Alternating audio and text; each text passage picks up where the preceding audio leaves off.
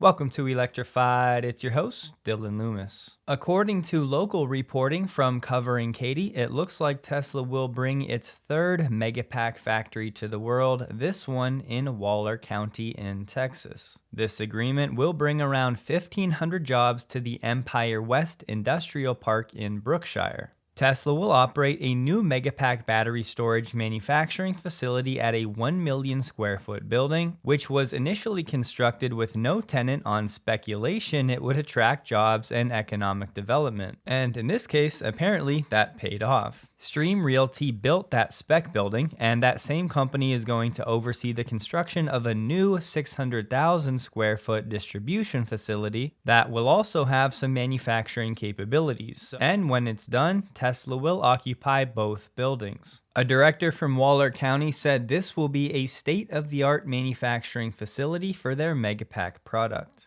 The deal has been developing for months, but Tesla has held the lease on the building since October 2021, where third-party logistics company DB Schenker handled Tesla parts. Schenker will be moving out, and Tesla will be moving into that building, which will be used to make Tesla Megapacks. Under the proposed agreement, Tesla will receive tax abatements from Waller County based on property improvements. The deal includes $44 million in facility improvements and $150 million in Tesla manufacturing equipment that Tesla will install. The next phase involves a new $31 million distribution facility with about $2 million in Tesla distribution equipment and building upgrades. I think it's important to clarify this is not necessarily a done deal set in stone, as these tax abatement agreements are usually just incentives designed to attract certain companies to the area. However, in this case, we do actually have that court approval, and as far as I can tell, governments don't usually vote on these incentives unless there's a strong indication from the company that's considering locating in the region. So for now, I would just caution there's at least a chance something could change until we hear an official announcement directly from Tesla. But given the information that we have right now, I would say it's pretty solid. This location, part of the Empire Business Park in Brookshire, Texas, is about a 2-hour drive from Giga Austin, meaning this Megapack factory is set to be about 2 hours east of Giga, Texas, closer to Houston. This is the Empire West Business Park, and you'll see Tesla actually already has a warehouse in this area. The word is it's mainly for battery storage. We did not get any specifics when it comes to annual production capacity, but for now we can just assume it'll be similar to Lathrop and Shanghai. We know that from Lathrop they can produce 10,000 Megapacks per year, and they're selling roughly at $1 million a pop, which is about $10 billion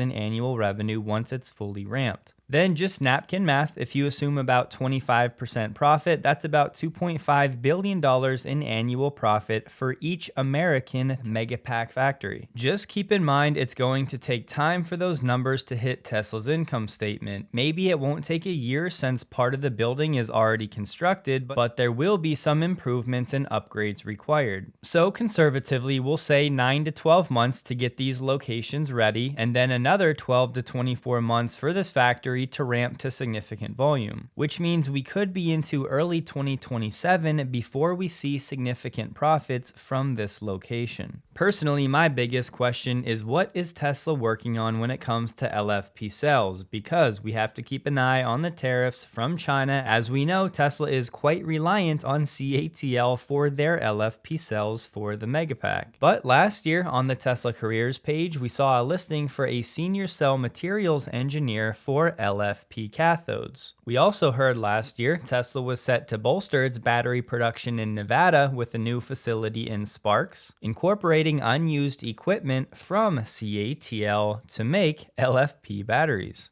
Under that arrangement, Tesla was set to acquire the machines from CATL, ensuring full control and covering 100% of the costs for the facility. Since that reporting, though, we've effectively heard nothing about this project. But there are other ways for Tesla to avoid those tariffs. Maybe they could negotiate with CATL to acquire some production for their planned factories in Europe, like Hungary and Spain. As we know, CATL is setting up factories there as well. An important word of caution: I know many people now are using Perplexity, ChatGPT, and Grok to do their research. Just remember, those tools are only as good as the data they're sourcing from. So if you were to try to learn more about this news item, you might be getting data from this report from Brian Wang in the Next Big Future, who has been known to stretch the truth a little bit, and he's been too bullish in my opinion. But sticking to the facts, based on the square footage of these buildings alone, he's saying that Giga Shanghai's Megapack factory should do 80 gigawatt hours per year. And then he's saying 160 gigawatt hours per year at this new Texas location, again, solely based on extrapolating from the square footage. However, publicly, Tesla has previously told us that the Megapack factory in Shanghai is still only going to be 40 gigawatt hours per year of annual capacity, despite the square footage being a bit bigger than that of Lathrop. Lathrop is just under 500,000 square feet, and Giga Shanghai is just over about 600,000 square feet. So to be clear, just because it looks like Tesla's taking over about 1.6 million square feet, that doesn't mean they're going to be making over 100 gigawatt hours of Megapacks every year. It's possible, but for now, I would classify that as reckless speculation. I do think it's fair to suggest that Tesla sees a path to alleviating that battery shortage that Elon was talking about on the Q4 call over the next 12 months. And I know it makes sense to think that maybe Tesla's working on an LFP version of the 4680s to put in the Megapack to take advantage of all the production tax credits and the assembly tax credits, and to decouple itself from the Chinese suppliers. But for what it's worth, Jordan from The Limiting Factor said, "I don't think there will ever be a 4680 based Megapack. Different physics for vehicles and stationary storage." With that said, I always go back to this report from The Information how Tesla's planning for new batteries for 2026. But for now, as an American, you do love to see these jobs created in America.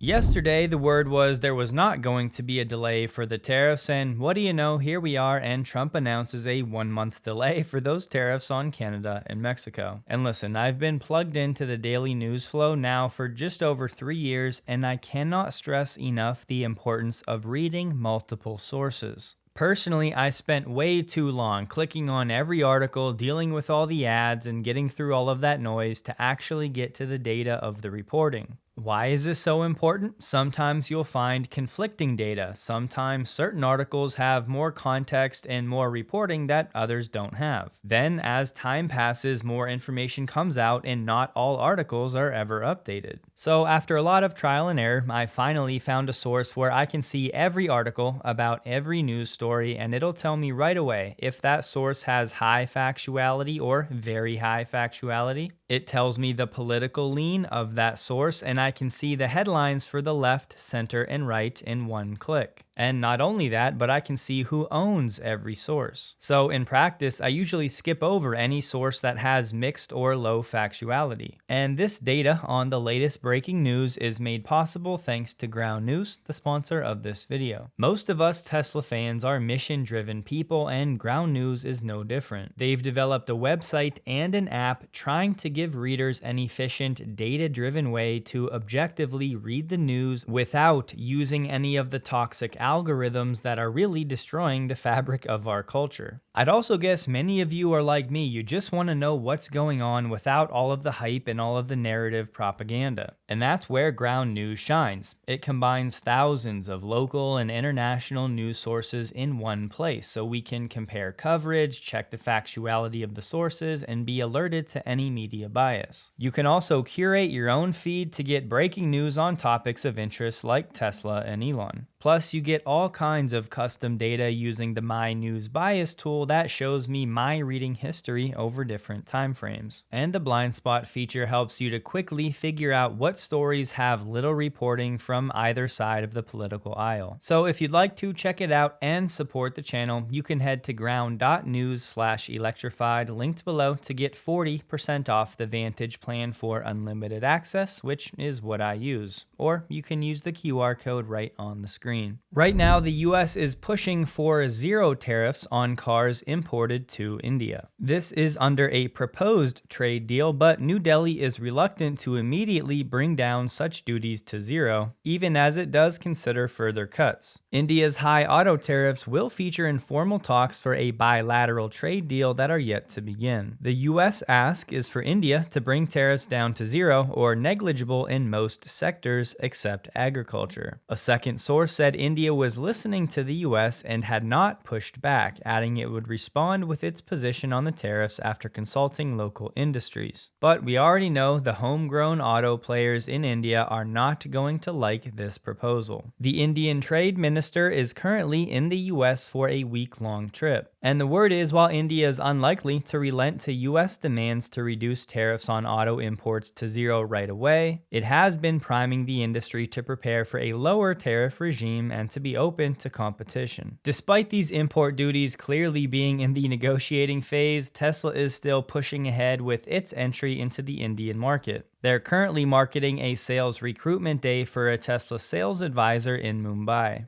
I think it's worth putting this one into context. Trump said he wants the interest on car loans to be tax deductible if the vehicle is made in the US. At first, it sounds great. You know, the average person spends about $7,000 on interest over the life of a 5-year auto loan. But that's likely not how this would actually work. Usually interest deductions like this, I'm thinking about the mortgage interest deduction, those are usually claimed as itemized deductions on your tax return. And don't forget, if you go the itemized route, that means you cannot take the standard deduction, which for married filing jointly is $30,000 for 2025. And since 2017, only about 10 to 15% of taxpayers actually go the itemized route, meaning most just take the standard deduction. Meaning, if you take the standard deduction, this tax break would effectively do nothing for you.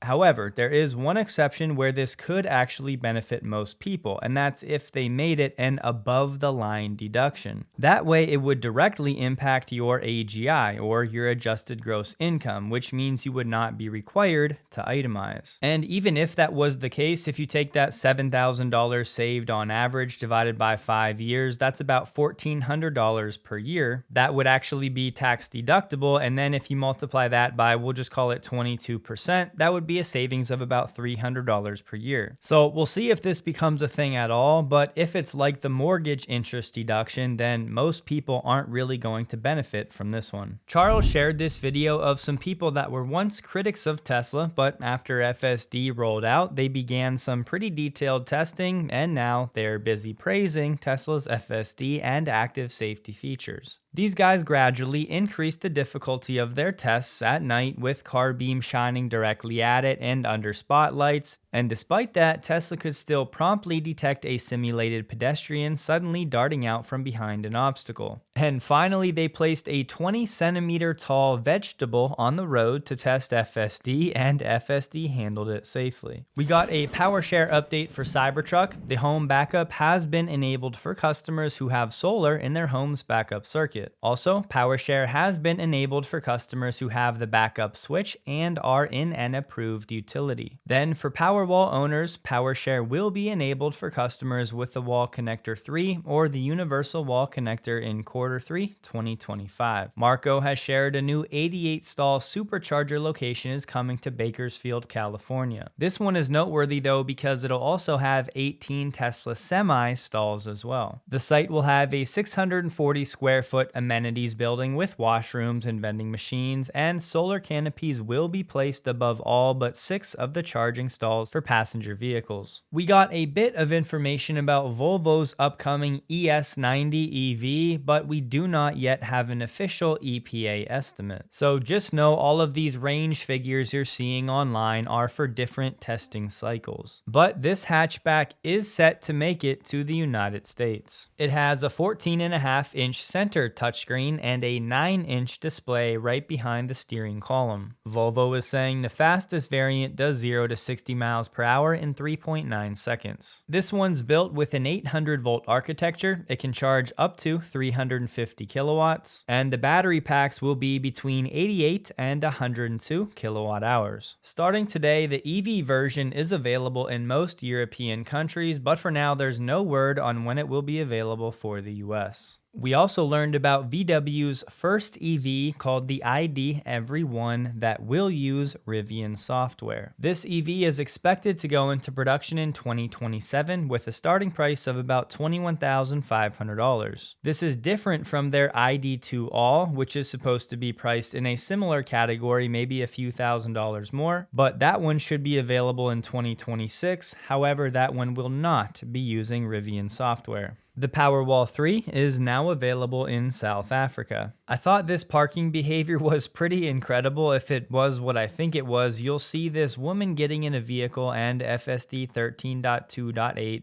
potentially waiting for the vehicle to move.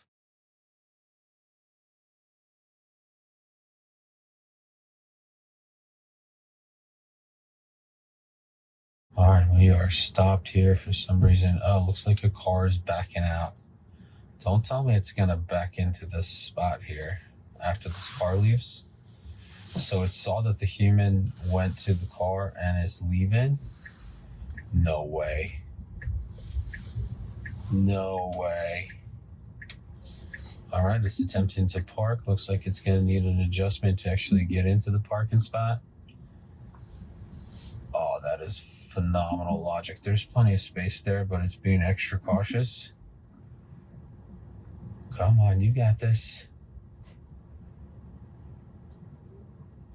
And I know the parking can be very hit or miss right now, but don't forget the upcoming improvements has support for destination options like pulling over, parking in a spot, driveway, or garage. Deploying that Tesla speed, in about 48 hours, Tesla has already totally replaced the supercharger cabinets and the wires that were set on fire in Massachusetts. Tesla stock closed the day at $279.10, up 2.6%, while the Nasdaq was up 1.46%. It was a normal volume day, trading about 15% above the average. Don't forget, for those interested, check out Ground News linked below. Grab that 40% off, and seriously, I cannot thank you enough. A heads up on my schedule, I have some travel for business this weekend, so a video Thursday is up in the air, but I definitely will not be uploading on Friday. I can't say anything just yet, but no, all will be revealed in time. Hope you guys have a wonderful day. Please like the video if you did. You can find me on X linked below, and a huge thank you to all of my Patreon supporters.